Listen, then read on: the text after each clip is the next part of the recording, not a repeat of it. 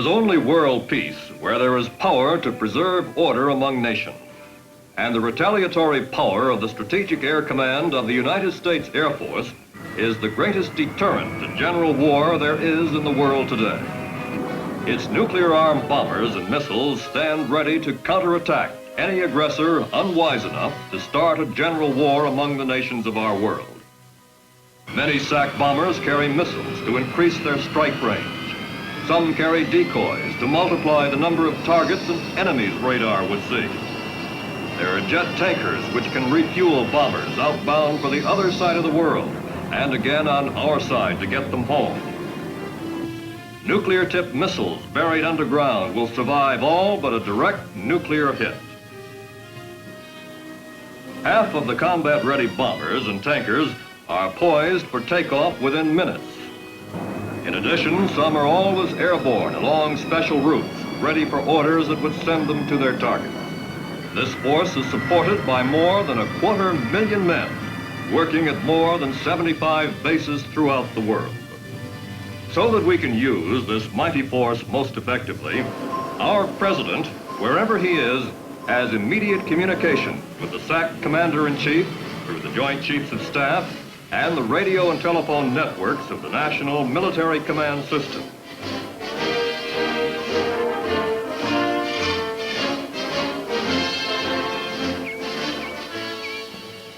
General, this is Senior Controller. You're wanted on Mobile. The SAC Commander has the same immediate contact with all his forces through the SAC communication system. We shall see how this network can swing SAC's armada into action within seconds and control it. But first, let's see how it is used routinely to maintain SAC's high combat-ready levels and alert status. Deep beneath SAC headquarters is a 3-story structure. Its entrances are guarded by specially selected and specially trained air policemen.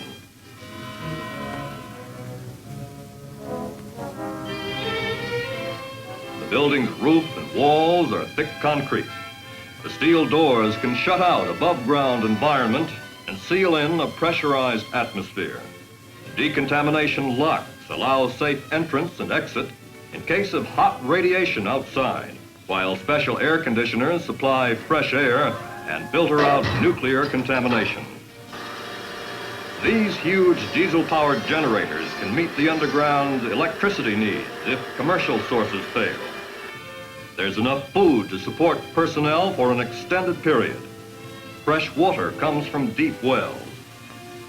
Except in actual or simulated emergencies, the doors are open, and this is merely an office building, housing key operational elements of Strategic Air Command headquarters.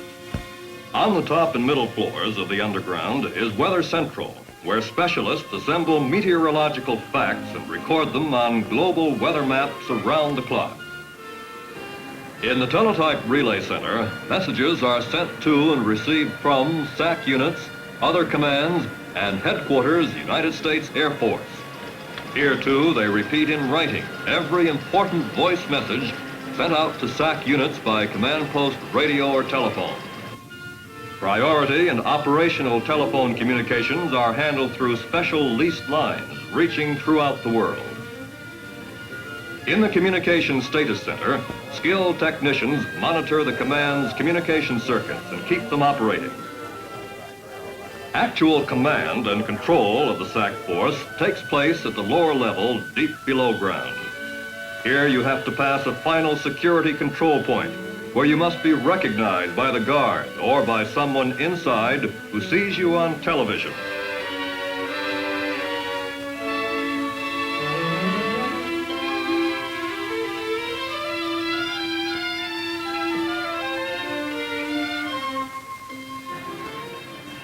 This office receives a constant flow of messages reflecting the status of SAC's widely dispersed forces.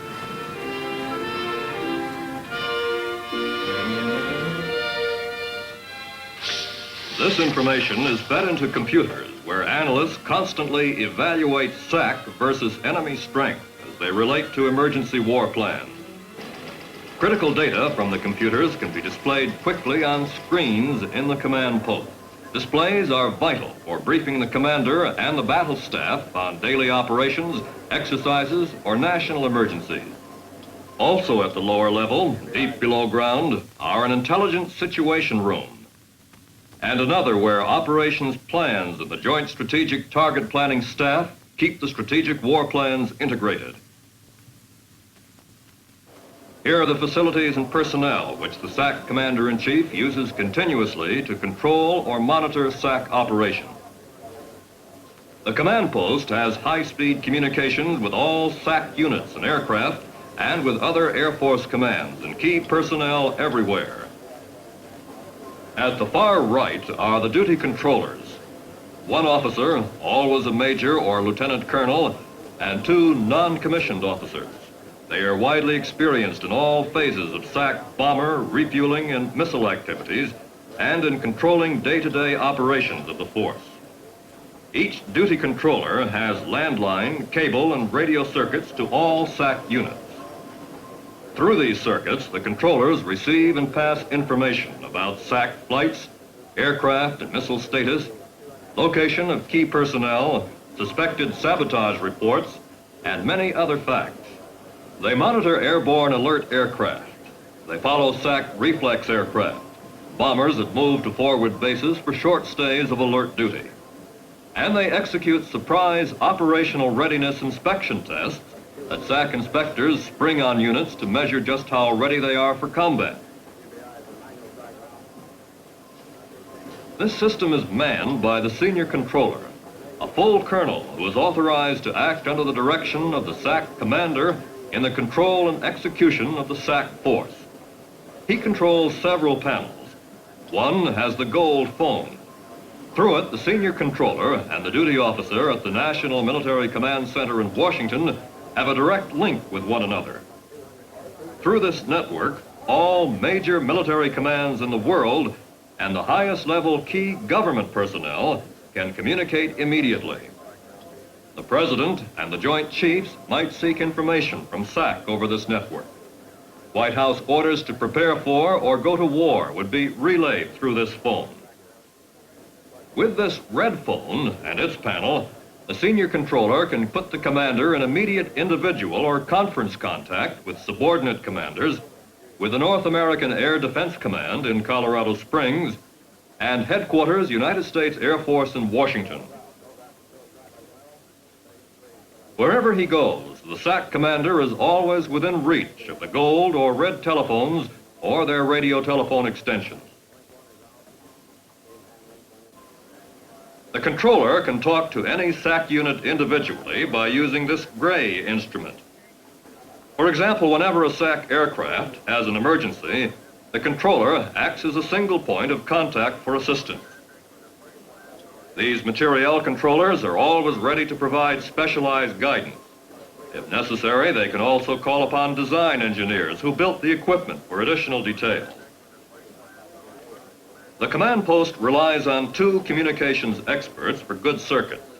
By dialing, they can seize high-powered SAC radio stations, select broadcast frequencies, and position antennas to give the controllers contact with air crews flying anywhere in the world. In an emergency, the SAC force would be alerted by the primary alerting system. Let's watch an actual demonstration.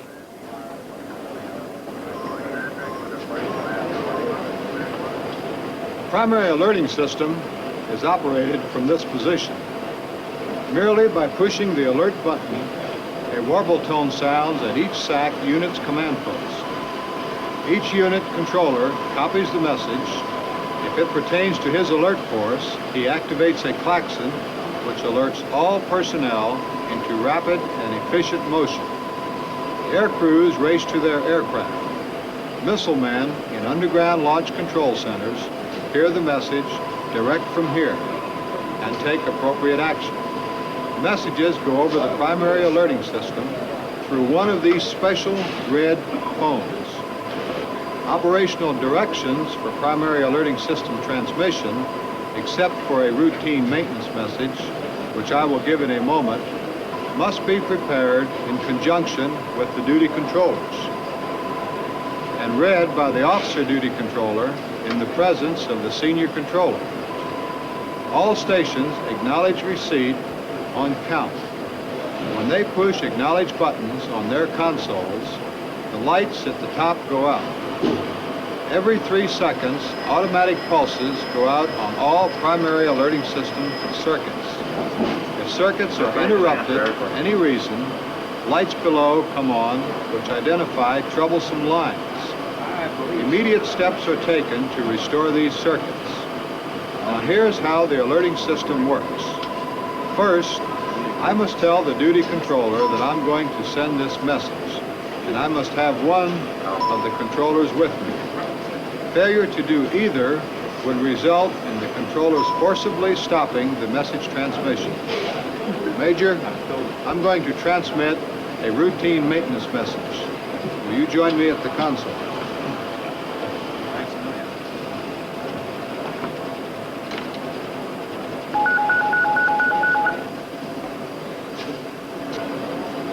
Skybird, this is Dropkick with a maintenance test of all stations.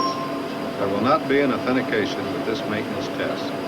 All stations acknowledge at the count of 5. 1, 2, 3, 4, 5. This is Dropkick releasing the primary alerting system.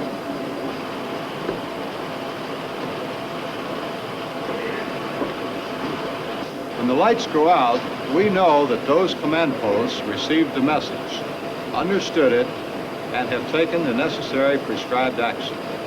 If a light stays on, we can call that unit over the gray phone to make certain that the message was received and understood. Finally, every operational message which goes over the primary alerting system is also transmitted to all units by teletype. Behind the controller's positions are television monitors, one for current local weather information, the other for identifying visitors to the bottom floor as they reach the control point outside. This unit displays warning information supplied by North American Air Defense Command's Ballistic Missile Early Warning System, BMEWS. Powerful radar at 3 sites in Alaska, Greenland, and England can detect missiles fired from the other side of the world. It identifies missile threats to the North American continent, the number of missiles involved, time until the first one may hit, and predicted target areas. On the map, ellipses would indicate the general geographic areas of the predicted impact. This unit also displays all unidentified air-breathing threats. That is, aircraft or missiles which operate in the atmosphere and are near our continent. They appear as orange tracks, like these planes flying around Cuba. This display is wired to special sensing devices in all probable target areas in the United States. It indicates the location of nuclear detonations. Identical warning systems are located on the command balcony. The SAC commander and his senior battle staff assemble here for briefings and would occupy these positions during exercises or actual emergencies in order to direct the SAC forces. All communications facilities of the command post extend to these desks. The commander has the gold and red phones here. Only the president can order the expenditure of nuclear weapons against an enemy. His orders would come over the gold phone. The red one is the SAC commander's network. The microphones feed into the command post's internal public address system to the floor below. Suppose that BMEWS warned us that we were about to be attacked. The senior controller would immediately relay this information to the SAC commander, who would order our bombers into the air under what is called positive control. The duty controllers would pass the orders through the primary alerting system to all SAC units.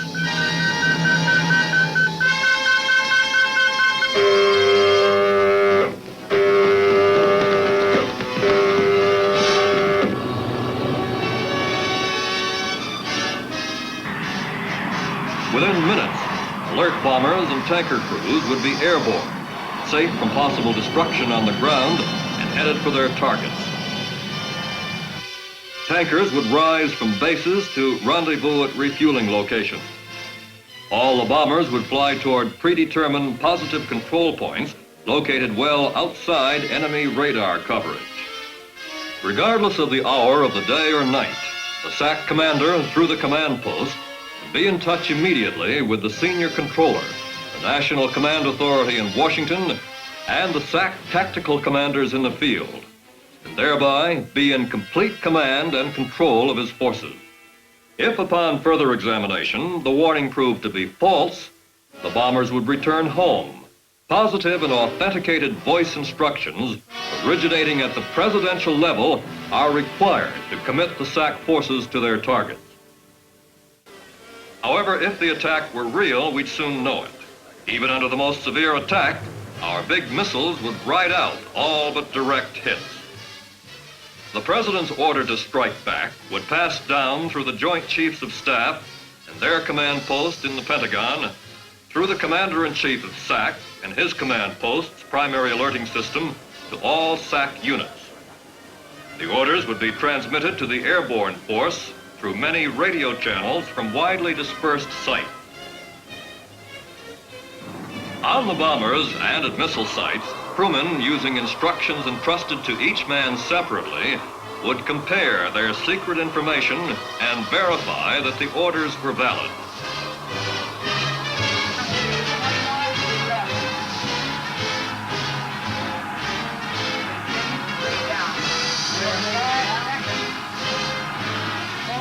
They would then have to act together to launch their missiles, and two missile combat crew officers in another launch control center would also have to take the same action before any missiles could be launched. Bomber crewmen would act together to arm and drop their bombs. These procedures all combine to assure our positive control of nuclear weapons.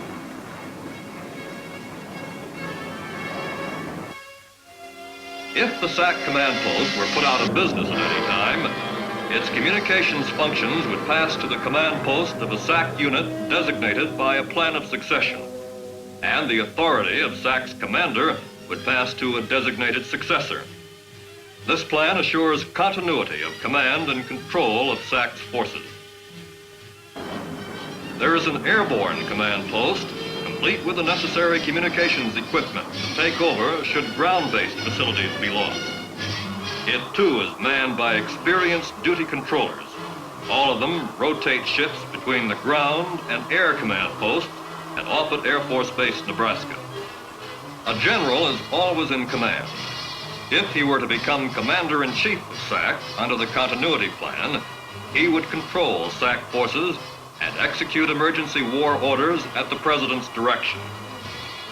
Special jet aircraft from Offutt Air Force Base have rotated to keep one command post airborne continuously over the United States since February 1961. The underground command post near Omaha, Nebraska is always fully manned, alert, ever busy, the pulsing heart of the Strategic Air Command. Through its system of command posts, SAC maintains command and control of the most powerful military force in the world. The SAC force is combat ready, much of it poised for immediate launching, and part of it airborne all the time. Because of this command and control system with its communications facilities, the SAC force can be positively controlled to help us, to deter potential attackers, to prevail if we have to fight, and to be confident that World War III can't be triggered by unauthorized launching of a nuclear bomb.